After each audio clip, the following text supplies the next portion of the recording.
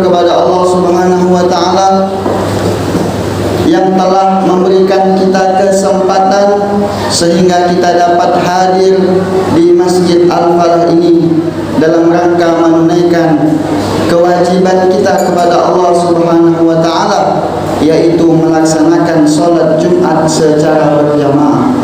Mudah-mudahan semua amal ibadah kita pada hari ini diterima Allah Subhanahu wa taala. Amin ya rabbal alamin.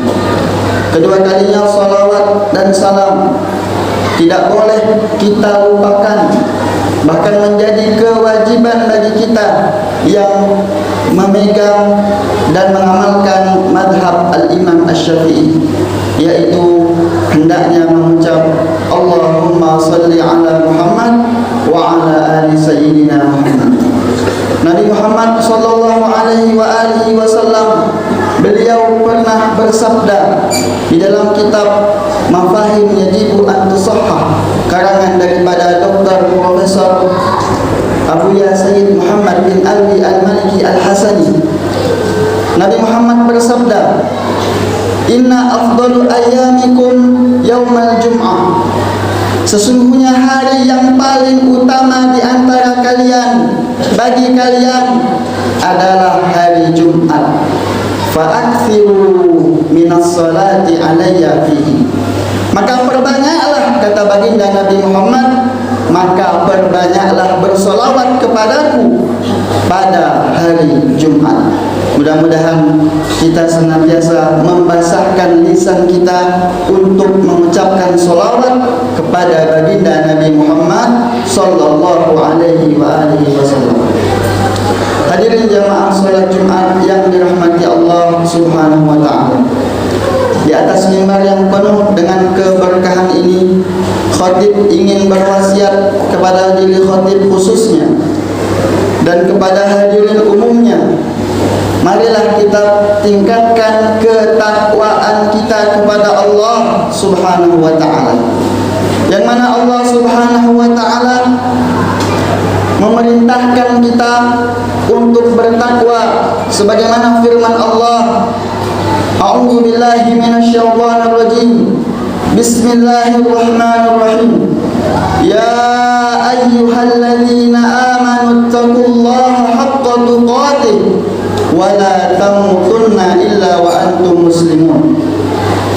Dengan tegas dan jelas Allah Subhanahu wa taala berfirman dalam surah Ali Imran ayat 102 tadi tentang takwa kepada kita. Maka takwa menurut para ulama adalah imtithalul awamir wajtinabun nawahihi. Takwa adalah menjalankan segala perintah yang Allah perintahkan kepada kita dan menjauhi semua larangan yang dilarang kepada kita. Oleh karenanya pantas jika suatu ketika sahabat Nabi Muhammad sallallahu alaihi wasallam yang bernama Abu Hurairah radhiyallahu anhu pernah bertanya kepada Nabi Muhammad yang tercantum di dalam kitab Riyadhus Shalihin. Apa kata Abu Hurairah radhiyallahu anhu? Aktsaruma yadkhulun nasu al-jannata. Amal apakah, sesuatu apakah yang paling banyak memasukkan seseorang manusia ke dalam surganya Allah? Maka Nabi Muhammad menjawab, dua, kata Nabi Muhammad. Yang pertama adalah at-taqwa, bertakwa kepada Allah, dan yang kedua adalah wa husnul khuluq, berakhlak yang baik. Hadis riwayat Muslim. Kemudian Nabi Muhammad juga pernah ditanya, aktsaru ma yadkhulun nas an-nar, sesuatu apa yang paling banyak menyebabkan manusia masuk ke dalam nerakanya Allah? Maka dijawab oleh baginda Nabi Muhammad sallallahu alaihi wasallam, al-famu wal farju. Yang paling banyak memasukkan manusia ke dalam nerakanya Allah yaitu adalah mulutnya dan juga kemaluannya. Maka hadirin yang dirahmati Allah Subhanahu wa taala, dari dua hadis ini maka hendaknya kita melakukan takwa kepada Allah dan berakhlak mulia. Dan jika kita ingin jauh dari nerakanya Allah, maka hendaknya kita menjaga lisan kita dan juga kita tidak melakukan perbuatan yang dilarang oleh Allah Subhanahu wa taala, yaitu tidak menjaga kemaluan kita. Nabi Muhammad sallallahu alaihi wasallam pernah bersabda sebagaimana yang tercantum di dalam kitab Arba'un Nawawi, "Man kana yu'minu billah wal yaumil akhir." Barang siapa, kata Nabi Muhammad, yang beriman kepada Allah dan beriman kepada hari akhir, falyaqul khairan aw liyasmut.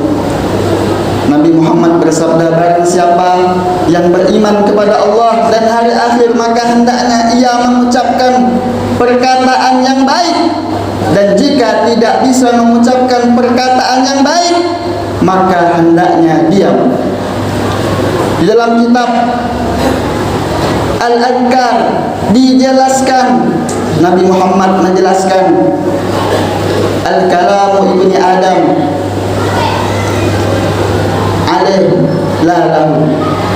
Nabi Muhammad bersabda, perkataan, semua perkataan manusia itu pasti nanti akan membuat dia sengsara.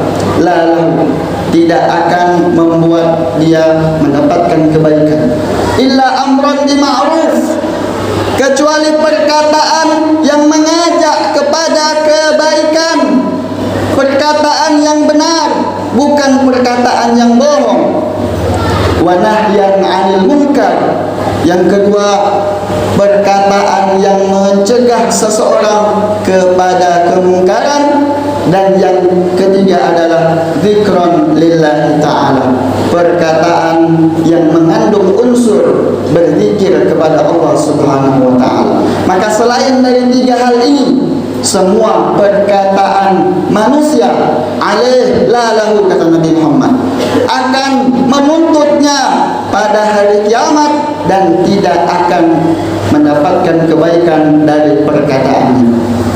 Oleh karenanya hadirin yang dirahmati Allah Subhanahu wa taala, hendaknya kita menjaga lisan kita dan menjaga semua yang dilarang oleh Allah Subhanahu wa taala. Hadirin jamaah salat Jumat yang dirahmati Allah Subhanahu wa taala, Nabi Muhammad sallallahu alaihi wasallam, sebagaimana yang telah kita ketahui, tidak lama lagi kita akan menyambut suatu hari yang mulia, yang mana jika seumpama tidak ada hari tersebut, maka semua makhluk hidup di dunia ini tidak akan diciptakan oleh Allah. Allah tegaskan dalam hadis qudsinya, laulaka ya Muhammad ma khalaqtu aflak. Kalau bukan karena engkau wahai Muhammad, maka aku tidak akan ciptakan alam semesta ini. Dan hari tersebut adalah hari kelahiran baginda Nabi Muhammad sallallahu alaihi wa alihi wasallam. Oleh karenanya hadirin yang dirahmati Allah Subhanahu wa taala, untuk menyambut momen tersebut, marilah kita amalkan satu perkara yang akan membuat kehidupan kita menjadi bahagia selama-lamanya di dunia dan di akhirat, yaitu adalah berakhlak sebagaimana akhlak Nabi Muhammad sallallahu alaihi wa alihi wasallam. Nabi Muhammad menegaskan dalam sabda beliau dengan sanad hadis yang sahih, innama bu'ithu liutammima makarimal akhlak. Nabi Muhammad bersabda, aku diutus untuk menyempurnakan akhlak manusia. Nabi Muhammad dicaci, tapi beliau tidak pernah balik membalas. Nabi Muhammad disakiti, tapi tidak pernah menyakiti.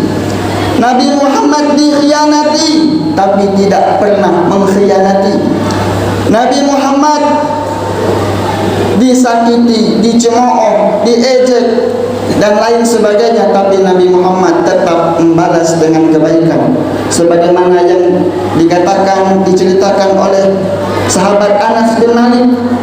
Nabi Muhammad suatu ketika beliau mendapatkan seseorang yang senantiasa hampir setiap hari membuang kotoran di depan rumah Nabi Muhammad, maka Nabi Muhammad tidak pernah membalasnya dengan balasan yang lebih buruk daripada itu.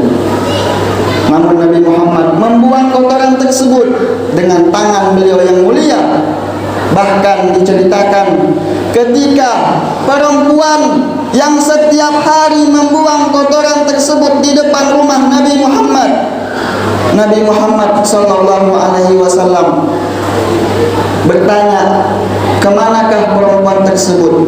Ternyata perempuan tersebut dalam keadaan sakit. Apa yang dilakukan Nabi Muhammad? Apakah Nabi Muhammad membalas dengan balasan yang lebih buruk daripada itu? Nabi Muhammad datang ke perempuan tersebut, menjenguknya dan mendoakannya. Oleh karenanya Nabi Muhammad bersabda, ahsin ilaman asa'a ilaika, berbuat baiklah kepada orang yang berbuat jahat kepadamu. Maka hadirin yang dirahmati Allah Subhanahu wa taala, marilah kita bersama-sama menyambut momen yang akan kita rayakan hari kelahiran Nabi Muhammad dengan memperbaiki akhlak kita.